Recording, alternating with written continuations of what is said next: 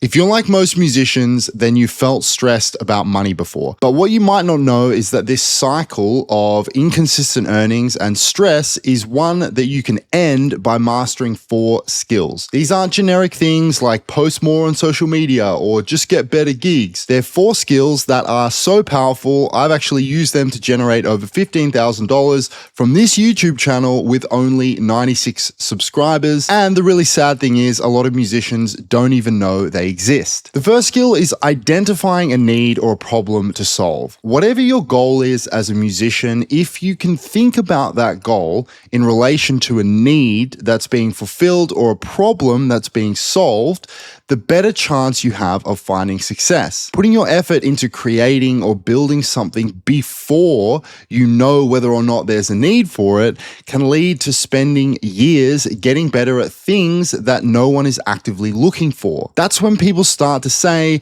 there's no money in music. If your goal is to perform live, the need is the venues looking for bands to perform that will sell tickets and bring people in. If you want to do remote session recording as a bass player, what's the need of the people who are seeking out remote bass playing? What are the common problems that they come up with that you could solve? As a music teacher, which is obviously the primary focus of this channel, what are the main problems to be solved of the people that you're looking to teach? Asking yourself these questions is an important step in understanding the marketplace where your services exist. If people are already making money doing what you want to be doing, it's a good indication that there's a need for it. The second skill is finding and connecting with people that have that need. Once you identify a need, unless you're able to connect with people who have that need, you won't get your shot. Your work will be inconsistent because you're relying on work coming in through luck rather than some repeatable process that you actually do yourself. Now, there's a few different names for this skill. In some respects, you could call it networking, right? Or even marketing. As a musician whose goal it is to make money playing their instrument, you're going to have to learn who the key decision makers are or gatekeepers who are looking for the right people for the job. As an example, I spent the last 18 months playing a theatre show in London on the West End, which is kind of like London's Broadway. During my time, I learned a lot about who makes the decisions about who gets put on what gig. So if you want to play live theatre in London, you need to learn not just who makes the decisions about booking, these are usually the musical directors or the fixers, but also you need to find a way to connect with them. Now, this may be socially, it may be in a professional sense, reaching out to them, but the point is, once you identify who the people are that have the need you can fill, you have to figure out how to get into their orbit. This is obviously networking. Now, with something like teaching music online, for instance, this would be called marketing. How do you communicate in a way that brings forward people that have the problem that you know you can solve? Take this video, for example. I'm trying to reach musicians that have a specific set of problems with the ultimate goal of helping you solve those problems. This video is not for dentists who want to make more money, right? It's for musicians. And the fact that you're still watching means that you have some sort of need or problem that this video, hopefully, even in part, helps solve. Speaking of marketing, if you're a musician and you want to make more money teaching online with a more flexible approach, there's a link down below to join my free community called Musician Freedom. Go check it out. Now, the next skill is where a lot of musicians really fall short.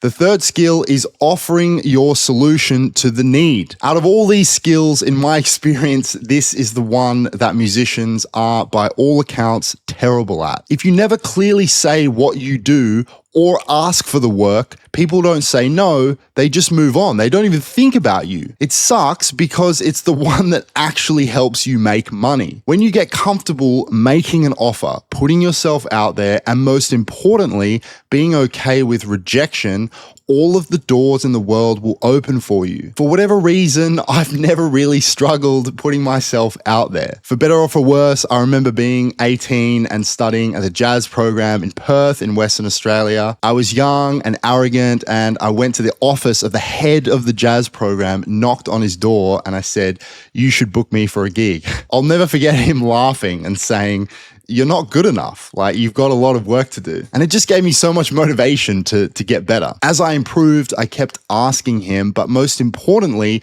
he knew that I wanted it. So as soon as I was ready, he gave me a shot because he saw how hard I worked and that I wanted it. Now, I'm not suggesting you message all the musical directors you know and say, give me a gig. But my point here is that most musicians are afraid of hearing no, so they don't ask.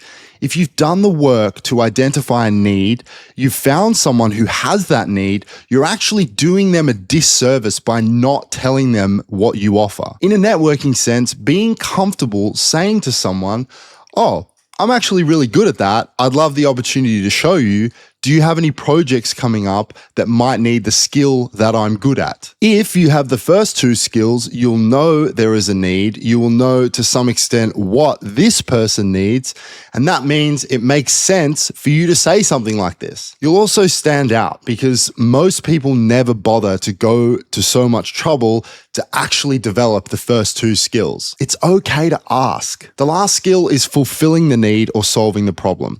Now, you might be wondering why this is number 4 and not number 1. Why wouldn't you get good at the thing before going out and trying to get paid for the thing? The reality of the music industry is that networking, confidence, and just being a good hang will get you further than your playing ever will. It's far more common to see underqualified people doing big jobs simply because they had the confidence to go for it. But if you don't develop the skills to support being able to fulfill the need well, you won't have a sustainable career.